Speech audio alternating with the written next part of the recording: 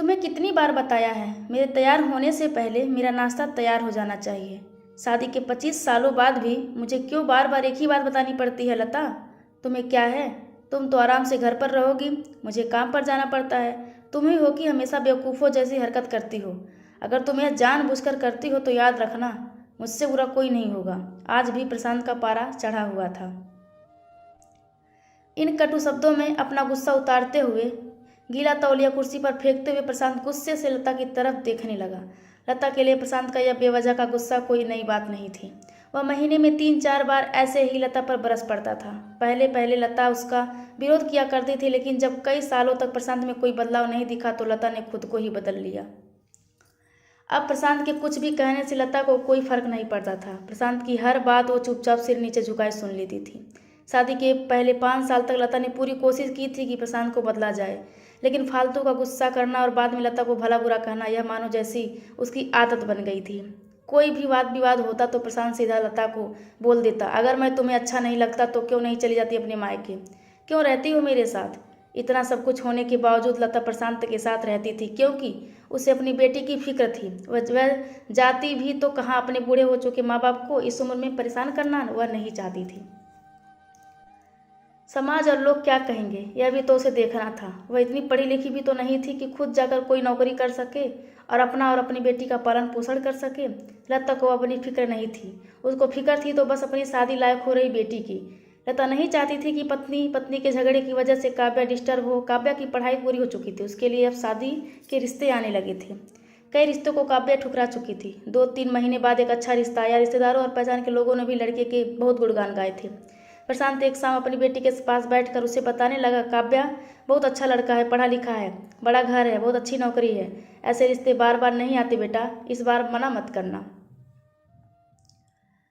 काव्या अपने पिता से ज़्यादा बात नहीं करती थी, शायद डरती थी या शायद नफरत करती थी, लेकिन आज वो अपनी पूरी हिम्मत इकट्ठा कर बोली, मुझे अभी शादी नहीं करना है पापा, मैं नौकरी करना चाहती हूँ, खुद अपने पैरों पर खड़ी होना चाहती हूँ। हाँ तो उसमें क्या बड़ी बात है? मैंने लड़के से बात की है, वह तुम्हें किसी बात के लिए नहीं रोकेगा। तुम शादी के बाद भी नौकरी कर सकती हो, वह तुम्हें नौकरी के लिए परमिशन दे देगा। प्रशांत बोला, मेरा नौकरी करना या ना करना उनका परमिशन क्या डिपेंड रहेगा पापा? काव्या ने पूछा, मैं कह रहा हूँ ना, तुम्हें किसी भी चीज़ की कमी नहीं होगी वहाँ। ऐसे रिश्ते बार बार नहीं आते, ऐसे ठुकरा मत, बहुत खुश रहोगी तुम वहाँ। प्रशांत बोला, पापा क्या मैं उतनी ही खुश रहूँगी जितनी मम्मी इस घर में हैं? काव्या ने तंज कसते हुए कहा, आज तुम्हारी जबान कुछ ज़्यादा नहीं चल रही है? प्रशांत गुस्से से आंखें बड़ी करते हुए बोला, पापा मुझे शादी ही नहीं करनी है, क्योंकि शादी के बाद अगर वो लड़का आपके जैसा निकला तो मैं क्या करूँगी? मुझे आपके जैसा जीवन साथी नहीं चाहिए जो बिना बात के मुझ पर चिल्लाए। मुझे कुछ भी अपनी पसंद का लेना हो तो 10 बार सोचना पड़े, कहीं वह नाराज ना हो जाए, मेरी तबीयत कैसी भी हो उसे परवाह ना हो। रोटी थोड़ी सी मोटी बन जाए तो घर सर पर उठा ले, उसकी चेकबुक ना मिले तो भी मेरा ही दोष निकाले, और हर छोटी मोटी बात पर मुझे मायके जाने के लिए कहे। काव्या ने अपना दिल खाली करते हुए पापा से सब कह दिया। प्रशांत का गुस्सा 7वें आसमान पर था, लेकिन उसके मुंह से एक भी शब्द नहीं फूट रहा था। वो काव्या की बातें सुन रहा था। काव्या उतना ही बोलकर चुप नहीं हुई। आज पहली बार वो अपने पापा के सामने इतना कुछ बोल रही थी।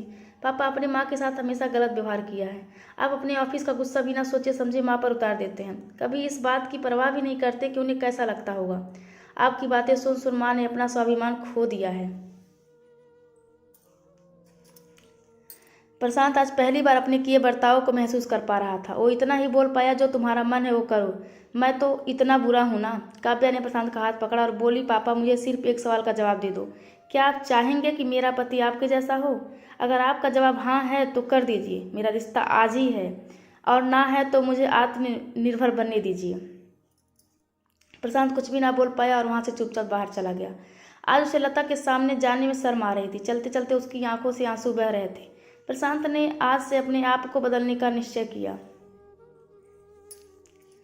अगले दिन से लता ने अपने पति में काफ़ी बदलाव देखा। वह सोचने लगी कि जो हिम्मत काव्य ने दिखाई है, अब वह हिम्मत अगर मैं पहले ही दिखा देती तो शायद आज परिस्थिति कुछ और होती। अब काव्या पढ़ लिखकर अच्छी नौकरी करने लगी थी और 3 साल बाद उसके लिए एक अच्छा रिश्ता आया। और उसकी विदाई पर प्रशांत बोला, बेटा तू हमेशा खुश रहेगी, क्योंकि तेरा पति तेरे बाप जैसा नहीं है। प्रशांत की यह बात सुनकर लता और काव्या की आंखों से आंसू बहने लगे। दोस्तों, हमारे समाज में औरतों को भले ही देवी का दर्जा दिया जाता है, लेकिन वह स्वतंत्रता नहीं दी जाती है जो उन्हें देनी चाहिए।